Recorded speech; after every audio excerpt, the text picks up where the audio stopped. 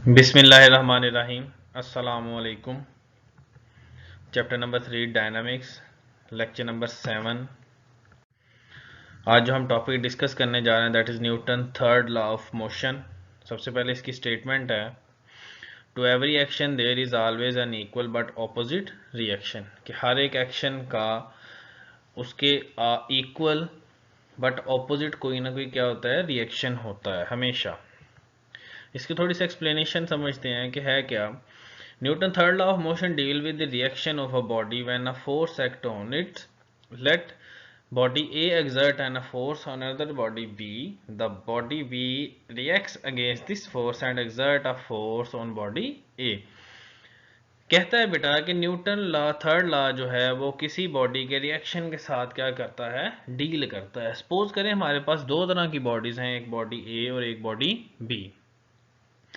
Body ए ने कोई force लगाई बॉडी बी के ऊपर, तो बॉडी बी ने क्या किया, उस फोर्स के अगेंस्ट कोई ना कोई रिएक्शन किया, यानी कुछ ना कुछ उसने रिएक्ट किया।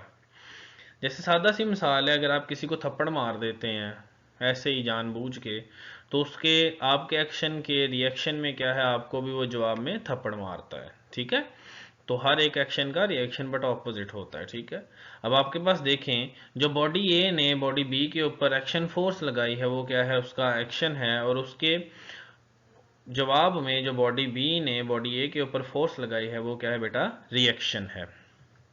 एग्जाम्पल्स में पहली एग्जाम्पल है, consider a book lying on a table as shown. जैसा एक फिगर में आपको दिखाया गया है कि एक बुक जो है टेबल के ऊपर पड़ी हुई है, इसके ऊपर अब दो तरह की फोर्स लग रही हैं।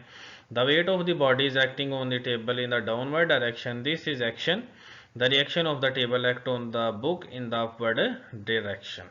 अब देखें, आपके पास यहाँ पे दो तरह की फोर्स एक्ट कर रही हैं। पहली बात तो आपके पास जो बुक का वेट है वो डाउनवर्ड है, नीचे की जानिब है, जो आपके पास टेबल के ऊपर एक्ट कर रहा है, और आपके पास उसके रिएक्शन में जो आपके पास टेबल है वो अपवर्ड एक रिएक्शनल फोर्स लगा रहा है, जो कि क्या है, उसका रिएक्शन है। तो देखें, एक्शन डाउनवर्ड है और रिएक्शन अपवर्ड, और ये दोनों इक्वल होते हैं। सेकेंड एग्जाम्पल है, take an air filled balloon as shown. बेटा ये गुब्बारा है जिसके अंदर हवा भरी हुई है। When the balloon is set free, जब हम क्या करते हैं, गुब्बारे को फ्री छोड़ देते हैं हवा भर के। The air inside the rush out and the balloon moves forward. अब बेटा क्या होता है, हवा आगे की जानिब निकलती है मगर जो गुब्बारा है वो पीछे की जानिब क्या करता है, मूव करता है। In this example the action is by the balloon that pushes the air out of it set free. The reaction of the air which escape out from the balloon acts on the balloon. It is due to the reaction of the escaping air that moves the balloon forward. अब होता क्या है, जब हम इसके अंदर हवा भरते हैं तो आपके पास जैसे ही हम हवा भर के छोड़ते हैं तो एक्शन के ज़रिए से आपके पास एक फोर्स लगती है और हवा बाहर आती है, और उसके उलट में आपके पास क्या है, गुब्बारा फॉरवर्ड है यानी कि बैकवर्ड या किसी और डायरेक्शन में उस हवा के उलट क्या करता है, मूव करता है। तो हवा का निकलना एक्शन, और उस हवा के निकलने की वजह से गुब्बारे का मूव करना क्या है, रिएक्शन है।